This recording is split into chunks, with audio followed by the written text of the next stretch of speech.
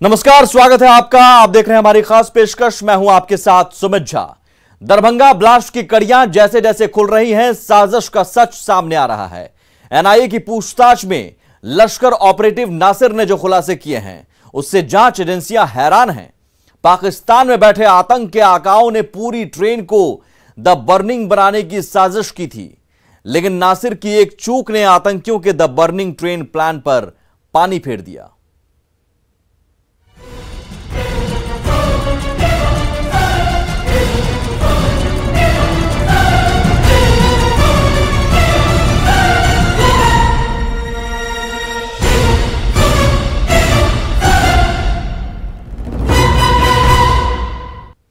Darbhanga blast की साजिश रचने वाले अब एनआईए के हत्थे चढ़ चुके हैं। उम्मीद है कि जल्द पूरा सच सामने आएगा। कल से लेकर आज तक चारों संदिग्ध में से 3 की रिमांड मिल चुकी है, लेकिन सलीम जो सबसे बड़ा साजिश करता है, बीमार होने की वजह से उसकी रिमांड नहीं मिल सकी। हालांकि पूछताछ के पहले दिन एनआईए के सामने नासिर ने जो खुलासा किया है, वो होश उड़ाने वाला है।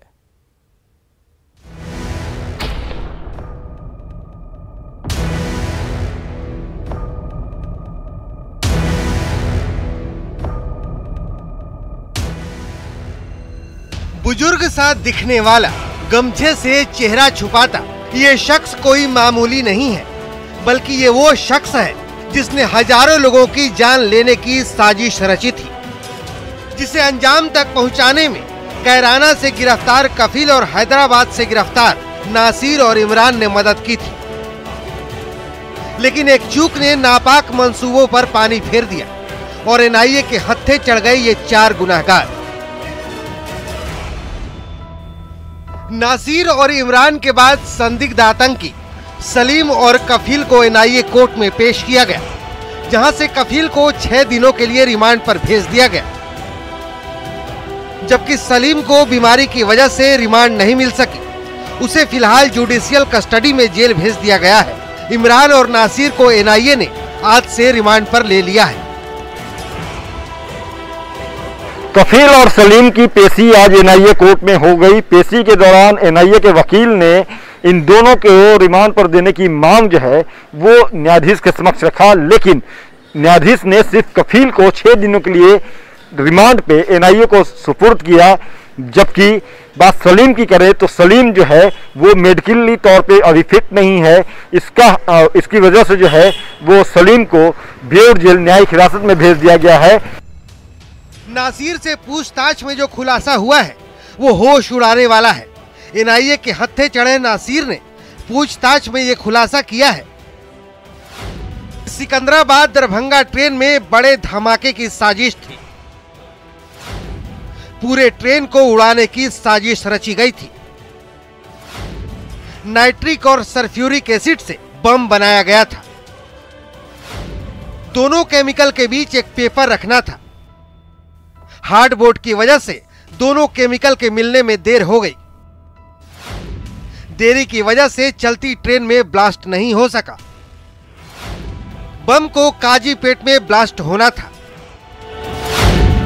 प्लान के तहत काजीपेट और रामागुंडम स्टेशन के बीच धमाके की साजिश थी। दरभंगा ब्लास्ट के 16 दिनों बाद यह तो साफ हो चुका है कि धमाके की मंशा क्या थी और उसका रिमोट पाकिस्तान में था। लेकिन यह जानना भी जरूरी है कि अभी और कितने आतंकी पाकिस्तान जा चुके हैं और कितने चेहरे ऐसे हैं जो लश्कर के संपर्क में हैं। न्यूज़ 18 के लिए पटना से संजय कुमार की रिपोर्ट। लश्कर ऑपरेटिव नासिर ने केमिकल बम के लिए सल्फ्यूरिक एसिड और नाइट्रिक एसिड का इस्तेमाल किया था। आतंकियों के फॉर्मूले के तहत काजीपेट और रामागुंडम स्टेशनों के बीच जब ट्रेन टॉप स्पीड में होती तो ये दोनों एसिडिक केमिकल मिलते और रिएक्शन के बाद धमाका होता। धमाके की टाइमिंग के लिए दोनों केमिकल के बीच पार्टीशन के तौर पर कागज का इस्तेमाल करना था, लेकिन नासिर ने कागज की जगह कार्डबोर्ड का इस्तेमाल किया और यहीं पर नासिर से चूक हुई, क्योंकि कार्डबोर्ड के कारण दोनों केमिकल घुल नहीं पाए और रिएक्शन नहीं हो सका, जिसके कारण कई लोगों की जान बच गई।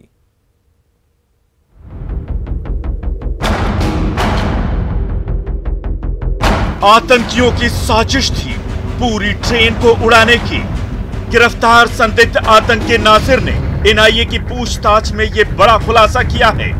लेकिन नासिर की एक चूक के कारण धमाका उनकी प्लानिंग के अनुसार नहीं हो सका। नासिर की इसी चूक से कई लोगों की जान बच गई। आतंकियों ने जैसी प्लानिंग की थी, अगर उसके मुताबिक यह धमाका होता तो Secunderabad Darbhanga express train the burning train बन जाती और न जाने कितने लोगों की जान जा सकती थी। ट्रेन में धमाका हो जाता और प्लानिंग के तहत जो है रामागुंडम और काजीपेट स्टेशन के बीच में ये धमाका किए जाने का प्लान था। लेकिन कुछ चूक के कारण जो है वो ये ब्लास्ट नहीं हो पाया। नासिर से एक चूक हुई, जो नासिर ने अपने बयान में भी जो है एनआईए को बताया है कि जो नाइट्रिक एसिड और सल्फर था उसका मिलान कराने को लेकर के जो स्पेस होने चाहिए थे, कागज का जो मोटा परत रखना था उसकी जगह कार्डबोर्ड रख दिया, जिसके कारण से ये ब्लास्ट नहीं हो पाया। दरअसल रामागुंडम और काजीपेट स्टेशनों के बीच इस धमाके की प्लानिंग थी। सिकंदराबाद से काजीपेट स्टेशन की दूरी करीब 135 किलोमीटर है और सिकंदराबाद से रामागुंडम की दूरी करीब 220 किलोमीटर। इन दोनों स्टेशनों यानी काजीपेट और रामागुंडम के बीच की दूरी 85 किलोमीटर है। इसी दूरी के बीच धमाके की प्लानिंग थी। अगर ट्रेन में आतंकियों की प्लानिंग के अनुसार धमाका होता तो उस वक्त ट्रेन अपनी टॉप स्पीड में होती और धमाके से चलती ट्रेन आग का गोला बन जाती। लेकिन आतंकियों के मंसूबे कामयाब नहीं हो सके। लश्कर ऑपरेटिव नासिर की एक चूक से बड़ा हादसा टल गया। सिकंदराबाद से दरभंगा आने वाली एक्सप्रेस ट्रेन को रास्ते में ही उड़ाना था, लेकिन नासिर ने ऐसी कौन सी गलती कर दी जिसके कारण काजीपेट से रामागुंडम के बीच में जिस ट्रेन का धमाका करना था वो धमाका वहां न होकर दरभंगा के प्लेटफार्म नंबर 1 पर कुली के पटकते ही हो गया। आखिर नासिर ने ऐसी कौन सी गलती की जिसके उसका प्लान फेल हो गया।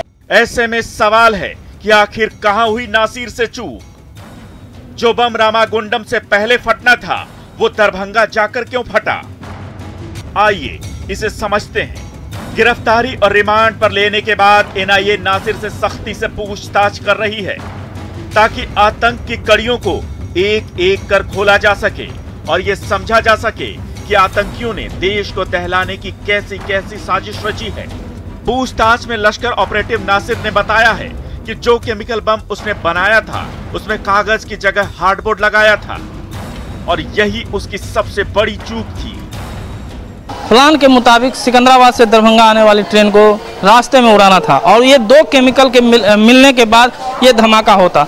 नासिर को ये साफ ये बताया गया था प्लान में कि वो 2 केमिकल के बीच में एक पेपर रखना था और ये पेपर एसिड बन के धीरे धीरे उसको जलाता और पार्सल में ब्लास्ट होता। लेकिन ऐसा ना हुआ। वो पार्सल दरभंगा के 1 नंबर प्लेटफार्म पर जैसे ही कुली ने पटका उसमें ब्लास्ट हो गया। तो नासिर का ये प्लान पूरी तरह से फेल हो गया। किसी भी बम में 2 चीजें अहम होती हैं, एक ऑक्सीडाइजर और दूसरा फ्यूल। इस बम में ऑक्सीडाइजर के तौर पर अमोनियम नाइट्रेट या डेटोनेटर उपलब्ध था, वहीं फ्यूल के तौर पर सल्फ्यूरिक एसिड और नाइट्रिक एसिड था। जो बम दरभंगा ब्लास्ट में इस्तेमाल किया गया उसे आप टाइम बम भी कह सकते हैं। नासिर ने एजेंसियों को बताया है कि उसे इकबाल काना ने ऑनलाइन केमिकल बम बनाने की तालीम दी थी। इस केमिकल बम को बनाने के लिए जरूरी था कि डेटोनेटर के फटने से पहले सर्किट को फ्लेम यानी आग मिले। नासिर ने फ्लेम के लिए बम में नाइट्रिक एसिड और सल्फ्यूरिक एसिड का इस्तेमाल किया। फ्लेम के लिए नाइट्रिक एसिड और सल्फ्यूरिक एसिड का मिलना जरूरी था। इन दोनों केमिकल के मिलने के बाद तेजी से रिएक्शन होता और आग लग जाती और आग लगते ही ट्रेन में धमाका होता। ये दोनों एसिड कैसे मिलेंगे और कितनी देर में मिलेंगे, इसके लिए बाकायदा फॉर्मूला बनाया गया था। फॉर्मूले के तहत नाइट्रिक एसिड और सल्फ्यूरिक एसिड के बीच पार्टीशन के लिए कागज रखना था। यह कागज एक निश्चित समय के बाद एसिड के कारण जल जाता और दोनों केमिकल आपस में मिल जाते। केमिस्ट्री में इसे इरोजन की प्रक्रिया कहा जाता है। दोनों केमिकल के मिलते ही धमाका हो जाता। धमाके की प्लानिंग रामागुंडम और काजीपेट के बीच करने की थी। दोनों स्टेशनों के बीच की दूरी लगभग 85 से 90 किलोमीटर है। दोनों एसिडिक केमिकल पेपर को 2 से 2.5 घंटे में जला देते और फिर चलती ट्रेन में धमाका होता। इकबाल ने नासिर को दोनों पार्टीशन के बीच पेपर रखने को कहा था, लेकिन नासिर ने दोनों एसिडिक केमिकल के बीच पार्टीशन में हार्डबोर्ड का इस्तेमाल किया। हार्डबोर्ड के गलने में ज्यादा टाइम लगा। जब तक ट्रेन दरभंगा पहुंची तब तक दोनों एसिड हार्डबोर्ड के कारण रिएक्ट नहीं कर पाए, इसीलिए चलती ट्रेन में धमाका नहीं हो सका। लेकिन जैसे ही पार्सल को दरभंगा स्टेशन पर बाकी सामानों के साथ फेंका गया, वैसे ही दोनों केमिकल आपस में मिले और धमाका हो गया। दरभंगा से विपिन कुमार दास, पटना से संजय कुमार और अमित कुमार के साथ ब्यूरो रिपोर्ट, न्यूज़ 18। और आइए अब आपको एनिमेशन के जरिए दिखाते हैं कि कैसे काजीपेट और रामागुंडम के बीच द बर्निंग ट्रेन की खतरनाक प्लानिंग थी। हमारे सहयोगी विवेक आनंद बता रहे हैं पूरी डिटेल। लेकिन इस पूरे चरखे को समझना बेहद जरूरी है कि आखिर हुआ क्या, कैसे हुआ। जो चार आरोपी सामने आए, जिनके नाम सामने आए, उनकी गतिविधियां सामने आई, इसके पीछे क्या कारण रहे, आखिर सिकंदराबाद और दरभंगा एक्सप्रेस को ही क्यों चुना गया, इस बारे में पूरी जानकारी हम देने जा रहे हैं। इस बोर्ड को अगर आप देख रहे हैं, यह सिकंदराबाद स्टेशन है, जरा इसको प्ले करते हैं। देखिए, गाड़ी खुलती है और सिकंदराबाद से यह काजीपेट की दूरी है 135 किलोमीटर। इसे जरा समझने की कोशिश कीजिए कि जो धमाका होना था वो काजीपेट और रामगुंडम के बीच में होना था। यानी कि जब सिकंदराबाद से गाड़ी खुलती है और काजीपेट की दूरी 135 किलोमीटर है और काजीपेट से रामगुंडम तक की जो दूरी है तकरीबन 250 से 300 किलोमीटर है, तो ऐसे में इस बात को समझना होगा कि आखिर पहले से प्लानिंग थी कि हम इसे ब्लास्ट करेंगे तब जब गाड़ी की रफ्तार पूरी हो, कहीं कोई दिक्कत ना हो और एक हल्की सी चिंगारी उस पूरे गाड़ी को आग के शोले में तब्दील कर दे। जरा फिर प्ले करके हम आपको दिखाना चाहेंगे कि देखिए, ये रामगुंडम है 220 किलोमीटर, 135 किलोमीटर की दूरी यहां से, और इसके बाद दरभंगा। तो कुल मिलाकर आप इस पूरे माध्यम से आप देख पाएंगे कि जो स्थितियां थी वो बनाई गई थी और किस तरीके से ये अंजाम तक पहुंचाया जाना था। अगर आप देखें कि दरभंगा तक की दूरी 2000 किलोमीटर है, बम को यहां नहीं फटना था, यहां फटना था, तो यहां पर की तैयारी पहले कर ली गई थी। काजीपेट की दूरी 135 किलोमीटर थी और इस गैप के बीच में जब ट्रेन की रफ्तार पूरी हो, वहां पर इंतजार करना था कि ये एक्सप्लोसिव ब्लास्ट कर जाए। तो ये पूरी जो प्रक्रिया है ये चलनी थी, लेकिन ऐसा नहीं हो सका। तकदीर अच्छी थी कि जो ब्लास्ट जहां होना था काजीपेट और रामगुंडम के बीच में, वो हो नहीं पाया। तो सिकंदराबाद से गाड़ी खुली तो, लेकिन ब्लास्ट वाली जगह पर ब्लास्ट नहीं हुआ। यह कहा गया कि भाई यहां पर तैयारी हमारी पुख्ता थी, लेकिन बचाया किसने? बचाया उस हार्ड बोर्ड ने जो दो लिक्विड के बीच में, दो केमिकल्स के बीच में रखा गया था। वहां पर कोई ऐसी पतली कागज की दीवार नहीं थी। अगर यह कागज होता जो कि प्लानिंग में शामिल था, अगर यह कागज होता तो हो सकता था एक बड़ा धमाका होता, लेकिन ऐसा नहीं हो पाया। यानी कि गाड़ी अब 135 के बदले 220 किलोमीटर पहुंच चुकी थी पूरी रफ्तार के साथ। अब आगे यात्रा होनी थी। अब ये जो 2000 किलोमीटर की यात्रा जो करनी थी ट्रेन को, उसमें छटपटाहट आतंकियों की बढ़ जाती है कि आखिर भाई ये ब्लास्ट हुआ क्यों, ये फेल क्यों हो गया। तो इसके पीछे के कारण आप समझिए कि बस गलती यहां हो गई कि कागज के टुकड़े के बदले जो एक हार्डबोर्ड था वो दो केमिकल्स के बीच में था। गाड़ी पहुंचती है दरभंगा 2000 किलोमीटर की दूरी तय करके। ब्लास्ट यहां भी नहीं होता। ब्लास्ट कहां होता है? जब ट्रेन की बोगी के अंदर से, पार्सल के अंदर से निकालकर उसे किसी एक जगह पर रखना होता है, तभी यह ब्लास्ट होता है। तो इस पूरे धमाके की जो मुख्य बातें हैं वो हमने आपको बताई हैं और कहां कहां क्या लूपहोल्स रहे इसके बारे में आपको जानकारी दी है। जी हां, तो दरभंगा ब्लास्ट मामले में पता चला यह भी कि इसी साल फरवरी महीने में कैराना के रहने वाले सलीम के घर में ही ट्रेन में आईईडी ब्लास्ट की साजिश रची गई थी और इस पूरी साजिश का आका पाकिस्तान में बैठा इकबाल काना है। आतंकियों का मकसद दरभंगा ट्रेन में ब्लास्ट कराकर बड़ा नुकसान पहुंचाने का था। पाकिस्तान में बना हिंदुस्तान को दहलाने का प्लान, यूपी से जुड़ा धमाके का कनेक्शन, सलीम के घर पर बना धमाके का ब्लूप्रिंट। दरभंगा ब्लास्ट मामले में पहले दिन से ही पाकिस्तान एंगल पर शक हो रहा था, लेकिन जांच एजेंसियां बिना पुख्ता सबूत के इस पर कुछ भी कहना नहीं चाहती थी। लेकिन जैसे जैसे जांच आगे बढ़ी, परतें खुलने शुरू हुई और तार साफ तौर पर पाकिस्तान तक जुड़ते चले गए। ब्लास्ट मामले में एनआईए की जांच में खुलासा हुआ है। दरभंगा पार्सल ब्लास्ट के मास्टरमाइंड सलीम के घर पर पिछले फरवरी महीने में हैदराबाद से गिरफ्तार किए गए मोहम्मद इमरान, नासिर और कफील की एक साथ बैठक हुई थी। इसी बैठक में ट्रेन को उड़ाने की साजिश रची गई थी। इसी दौरान सलीम ने पाकिस्तान में बैठे अपने आका इकबाल काना से इन सभी का परिचय भी करवाया था। जांच में पता चला है कि इसी साल फरवरी महीने में कैराना के रहने वाले हाजी सलीम के घर पर ही ट्रेन में आईईडी ब्लास्ट की साजिश रची गई थी। जानकारी के मुताबिक सलीम के घर पर सारी योजना पाकिस्तान में बैठे इकबाल काना के इशारे पर बनाई गई थी, यानी धमाके की प्लानिंग पाकिस्तान में बनी और इसका ऑपरेशन कैराना में बैठकर हाजी सलीम ने किया। राष्ट्रीय जांच एजेंसी ने इस मामले में शुक्रवार को यूपी के कैराना से हाजी सलीम और कासिम उर्फ कफील नाम के 2 आरोपियों को गिरफ्तार किया था। हाजी सलीम ही वो शख्स है जिसने हैदराबाद से 1 जून को गिरफ्तार नासिर और इमरान नाम के 2 भाइयों को इस धमाके के लिए रिक्रूट किया था। एनआईए के मुताबिक फरवरी 2021 में सलीम के घर पर हैदराबाद से गिरफ्तार नासिर, इमरान और सलीम के साथ कफील की मीटिंग हुई थी।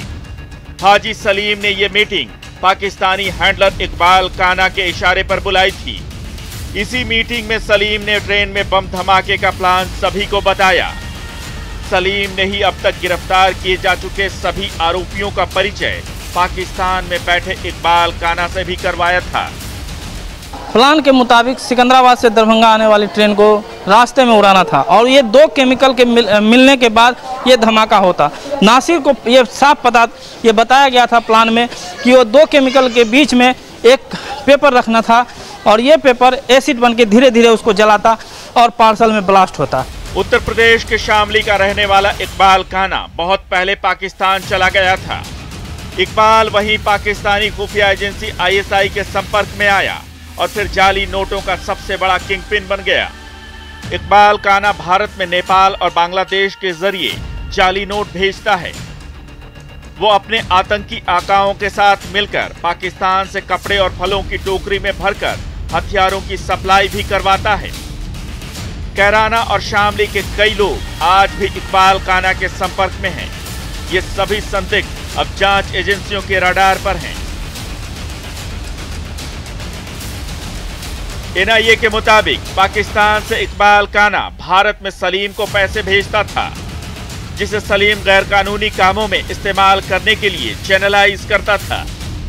एक तरीके से हाजी सलीम भारत में इकबाल और आईएसआई का ऑपरेशनल हब था, जहां से आतंकी और गैरकानूनी वारदातों को अंजाम देने का खाका तैयार कर उसे ऑपरेट किया जाता था।